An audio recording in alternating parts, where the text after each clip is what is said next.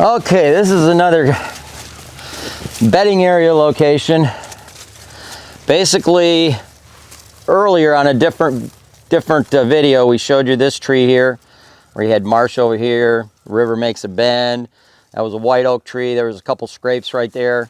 Well, this one here, same area, but instead of that white oak, we went all the way down to near where this river bends the other direction, because river bends are kind of interesting. They create traffic flows.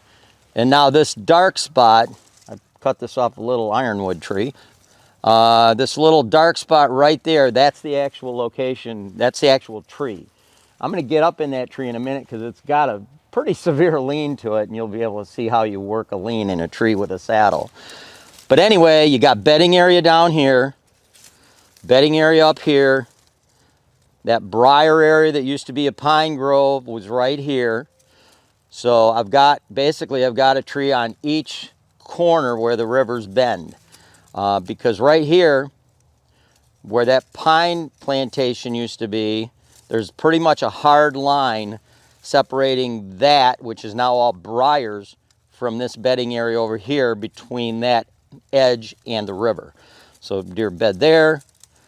They can cross the river here, come through there. There's about 4 different runways, all these red lines, that converge within 15 yards of this particular tree. And one thing that's really interesting, this same runway that skirts the edge of this river that is shootable from the white oak is also shootable from this tree. It's just a continuation of the same route.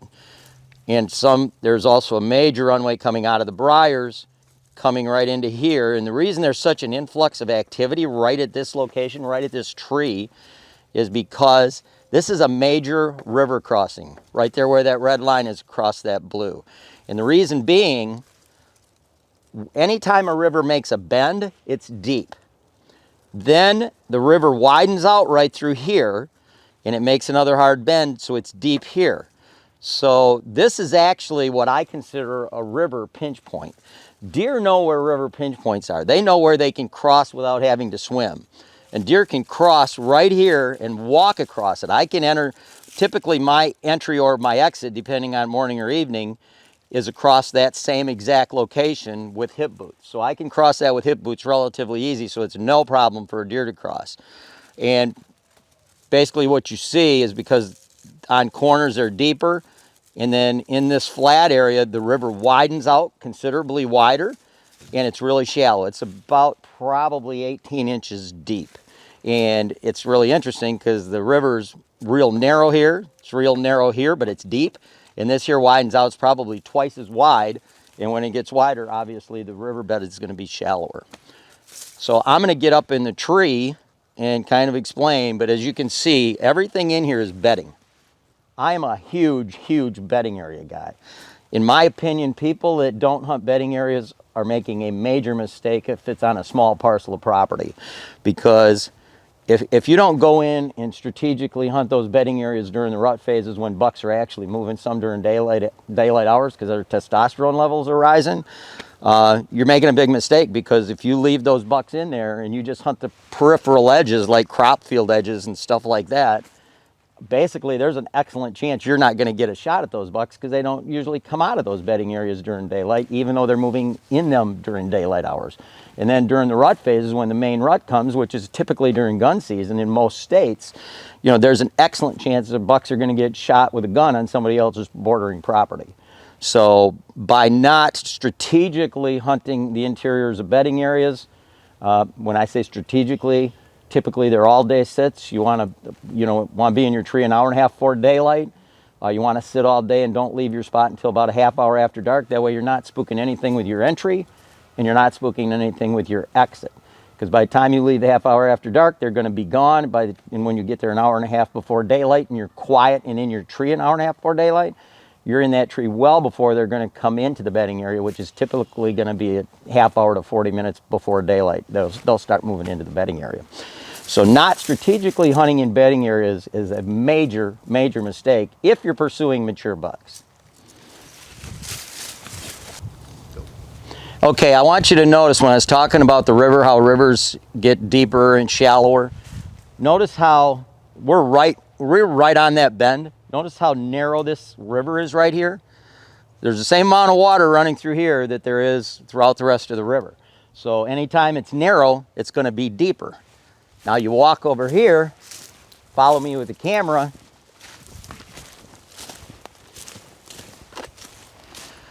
Look how much wider that is right there. I'm only probably 30 yards from where where the narrow river is, and it's a lot deeper. But look how wide it is here. This is where I cross. This is where the deer cross. There's 2 or 3 runways out of here, out of there, coming down through here, and they all come and converge and they cross right here because it's very, very shallow. So keep that in mind when you're following a riverbed. If it's on your property or if it's on public land or whatever it is, kind of watch how deep the river is. And if there's places where you can cross, you know, where the water's shallower, that's the same place the deer are going to cross. I had a good friend of mine on a DIY hunt last year in Iowa. He went out there on his very first hunt. His very first evening, shot a 170-inch 10-point. And he did that exact same thing. He followed the river till he found a place where it was shallow. And when he found that, there was just tons and tons of deer crossings, scrapes, and he saw 135 and 170 inches the very first evening he hunted there, and he shot the 170. Okay, one thing that the farmer that owns this property has told me, because he's been here, this is a Centennial farm, they've owned this, he's lived here all his life. And they used to pasture cattle back here, I don't know, probably in the 50s and 60s, and now it's all timber and brush, and they planted the pines. But he said, when you look right here, you can see how this is all gouged out. That's gouged out from cows crossing the river in this exact same spot because it was easier for the cows to cross here as well. And the deer are doing the exact same thing. And as humans, if you're fishing, you know, if you're fishing in a river, you always look for the shallow places to cross. Deer is exactly the same way. Path of least resistance. Okay, I'm up in that angled tree. I don't know what this lean is. It's probably, I'm guessing 15 degrees, maybe a little bit more. And I'm in the spot where there's a shallow, the river widens out and it's a shallow river crossing, bedding over here, bedding across the river, and then a crop field also across the river.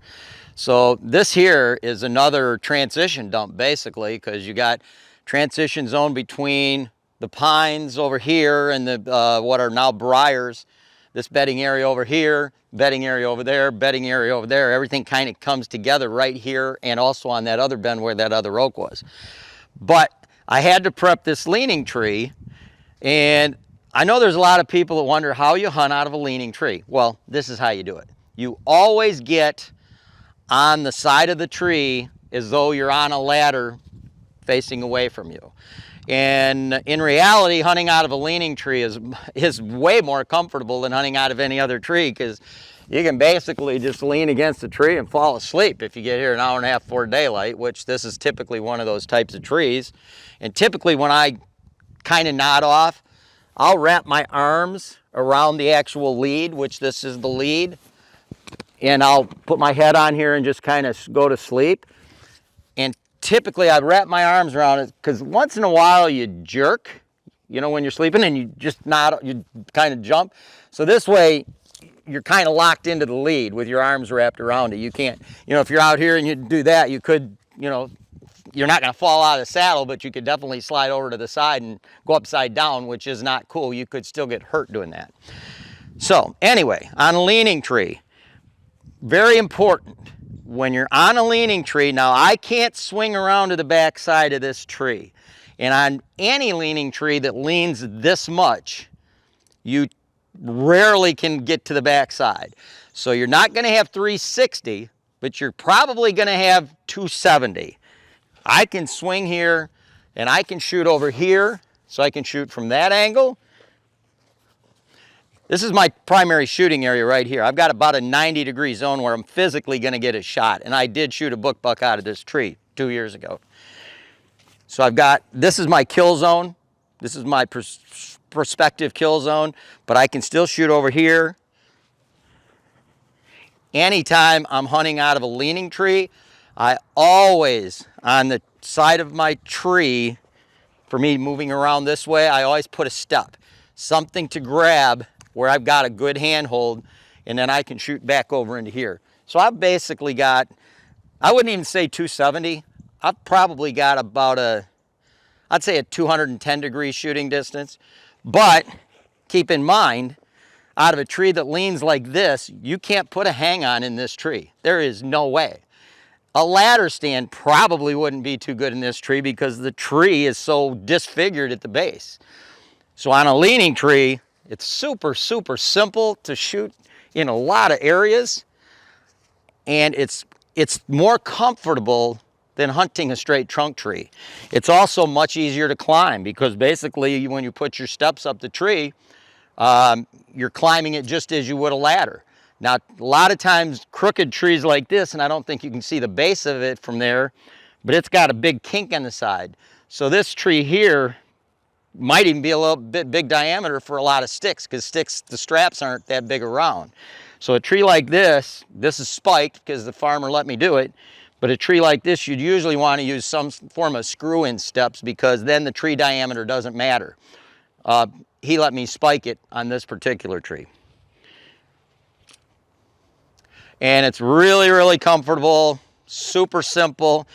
Now, if you're hunting in a leaning tree that, let's say it just has a slight lean, let's say it has a 5-degree lean, when you put your steps around the back side of the tree, and I'm not a big proponent of standing on something in front of the tree and not having anything on the back side. I think that is absolutely ridiculous for somebody to do that, to just put your feet on the side of something and then let your body, gravity, take it to the side and to shoot over there.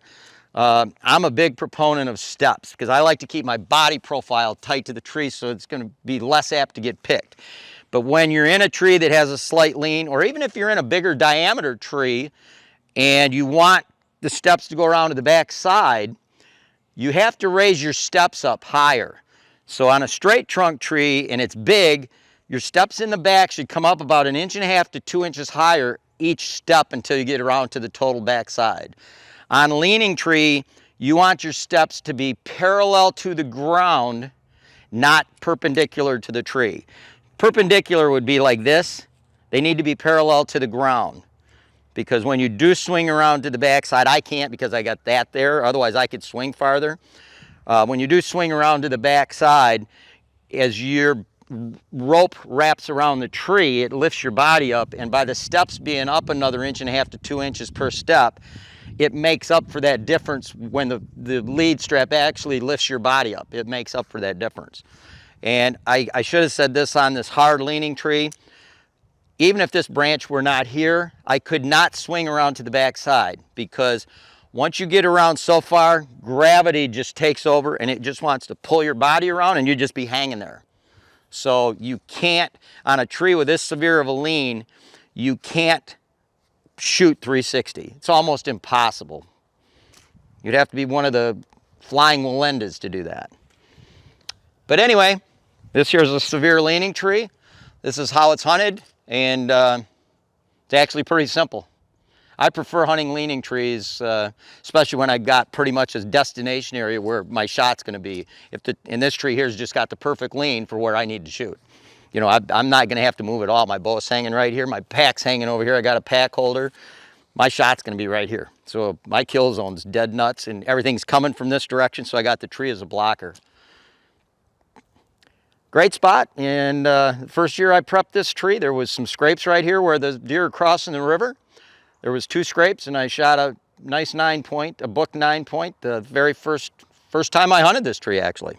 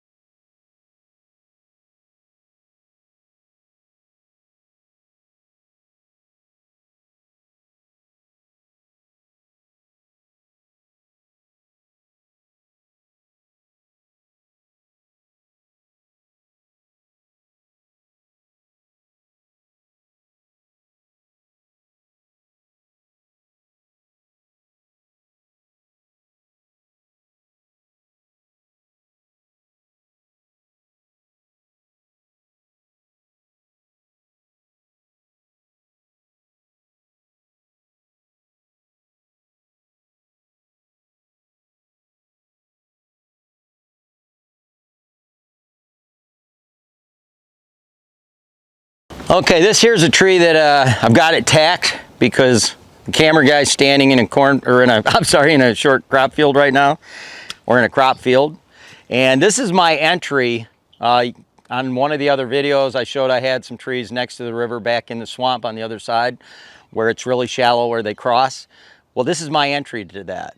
So during the years, this is in a short crop field, I'll walk on an evening hunt, I'll walk through the middle of a crop field so I don't spook anything on the edges because the deer can bed down the edges. And I'll walk directly at this tree with these tacks, and then I just make this short little trip and cross the river there with my hip boots. And my hunting tree is just like 30 yards on the other side of the river.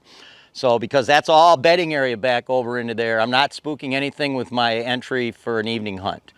On the mornings, I do exactly the opposite. Deer are going to be out in the crop field, so on the mornings, I enter from the backside way before daylight, get in the tree, and then I catch the deer coming back, crossing the river right at the crack of daylight or just after, you know, going back into the bedding area.